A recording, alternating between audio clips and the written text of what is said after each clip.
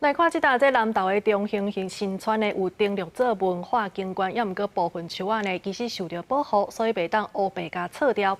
在地里长是讲，其实有的树根呢，已经爬起伫厝顶甲壁，这是影响到徛家的安全。看得到的还好，看不到的是更危险。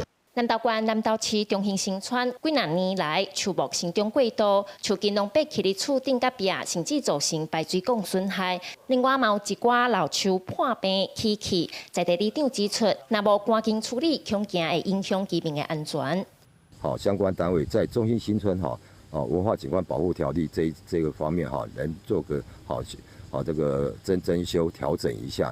适不适合整个中兴村都涵盖在里面？是不是应该限定一个局部的区域？文化资产保护法它有受到蛮多的限定的，然后又加上一些护树团体，他们会去这个抗议。但是受到中兴新村文化景观保存甲管理原则规范，定规树种树龄30年以上，袂当刷走甲错掉。对此，南投县政府文化局是表示。 无种树仔若造成紧急危害，民众会当先通知文化局，派员先评估处理。若居民只是修正是无问题的。针对这个部分再去进行一个补充的规定，那会再请那个树木专家跟文资委员来进行这个讨论。必要伊若破病影响建筑无，阮来看法阮来甲居民甲里长先开一个协调会。